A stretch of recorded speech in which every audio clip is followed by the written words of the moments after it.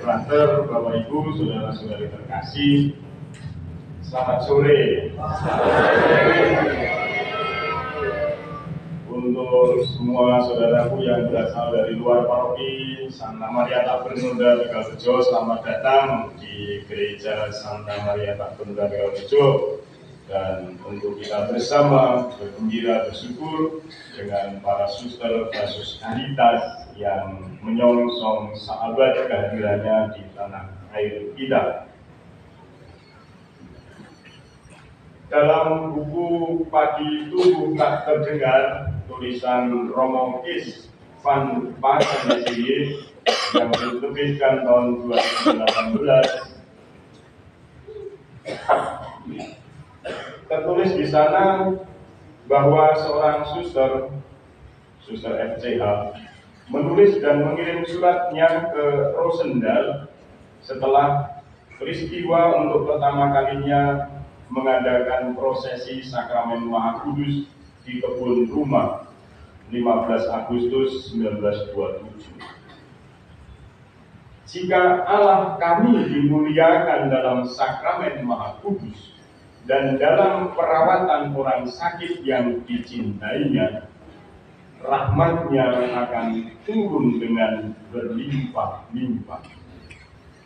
Kongregasi ini ingin agar perawatan di daerah misi sesuai dengan tuntutan-tuntutan yang masuk akal dan yang boleh diharapkan dari sebuah rumah sakit modern. Karya Caritas jangan dilakukan setengah-setengah saja. Nama dan semangat Caritas menunjukkan cinta kasih yang begitu besar sehingga tidak puas dengan menyuruh pasien pulang sesudah dirawat setengah-setengah saja. Saudara-saudari terkasih, dari surat itu saya mencoba menemukan beberapa hal yang bisa menjadi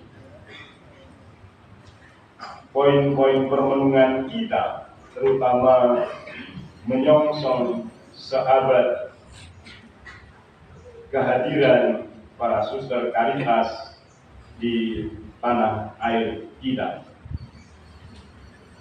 Dan seperti juga yang direnungkan sebagai tema bagi para suster, berakar dan berbuah dengan sukacita. 5 suster dari Belanda hampir 4 minggu dikatakan dalam perjalanan menuju ke tanah air kita, tepatnya di bumi Sriwijaya. 5 orang ini tahun 2025 ada menurut AI atau IA 284 suster plus 9 postulan. Masih ditambah yang sudah gugur selama seabad ini. Saya tidak bisa mencari datanya, suster cari sendiri di arsip kongregasi. Dari 5 orang ini 284. Dari karya kesehatan, karena memang para suster itu bekerja atau melayani orang-orang sakit, menjadi karya kesehatan, pendidikan, sosial, kategorial, dan pelayanan pastoral parokial juga. Nggak tahu masih ada yang lain mungkin. Ya, digolongkan ke bidang itu saja loh. Dari Palembang menuju ke luar Palembang, baik di tanah air kita maupun di Suriname maupun kembali ke Belanda untuk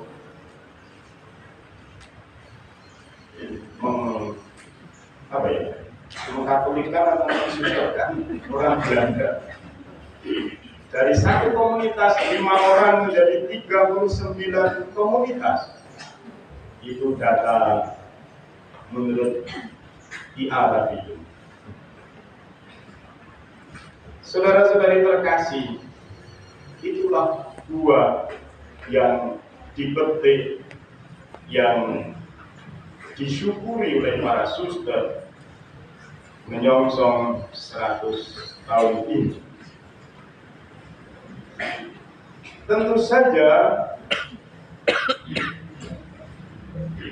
buah itu tidak hanya berdiri sendiri atau tiba-tiba muncul,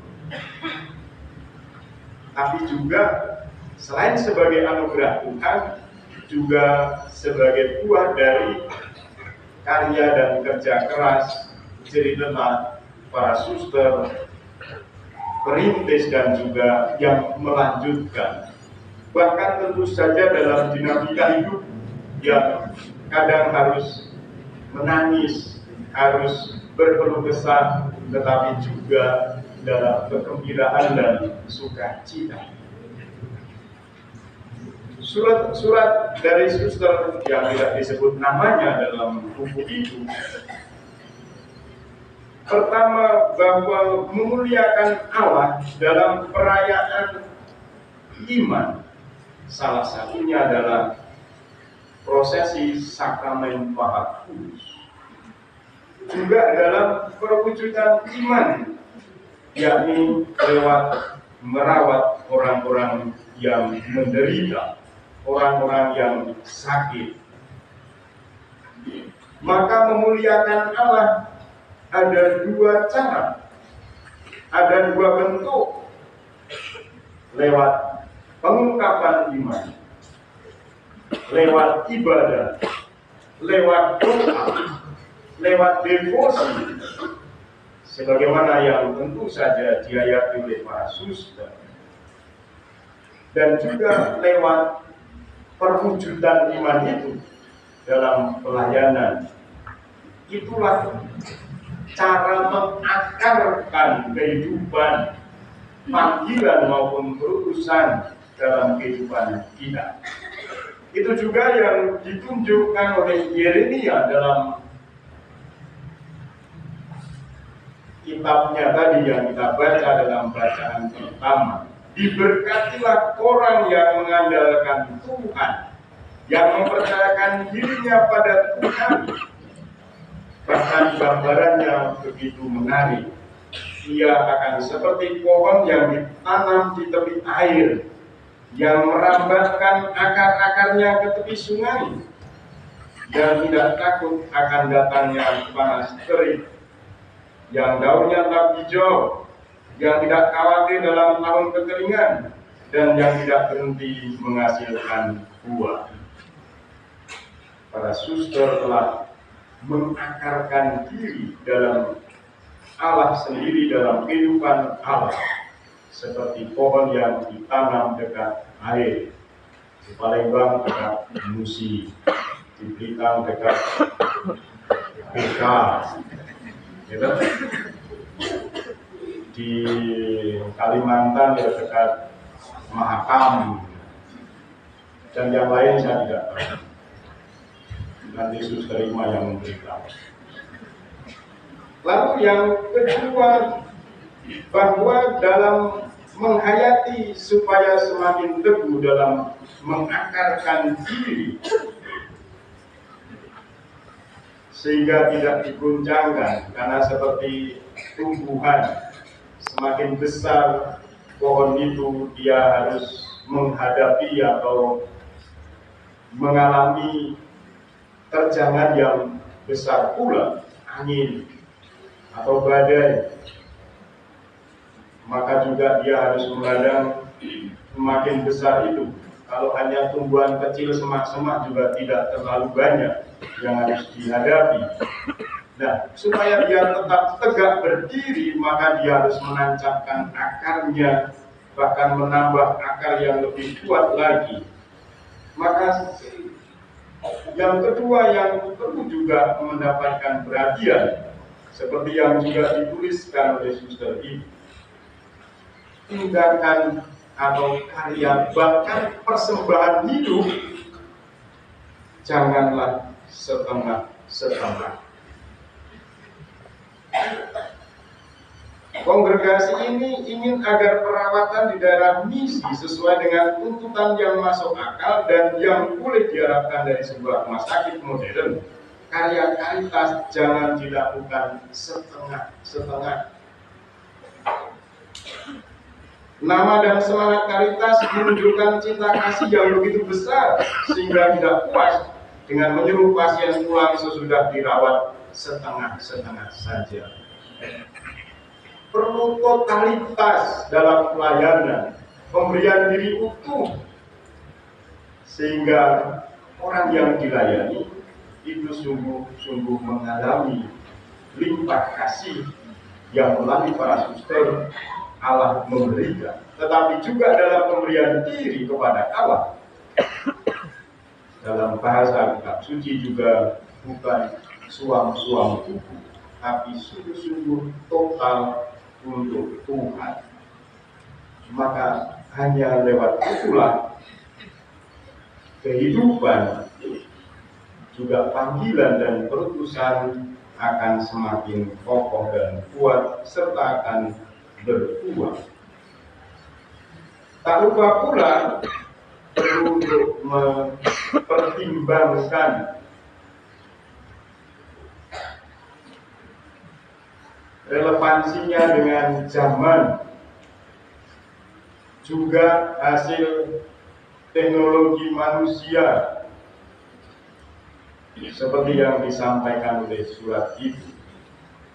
Daerah misi, perawatan di daerah misi sesuai dengan tuntutan yang masuk akal dan yang diharapkan dari sebuah rumah sakit modern.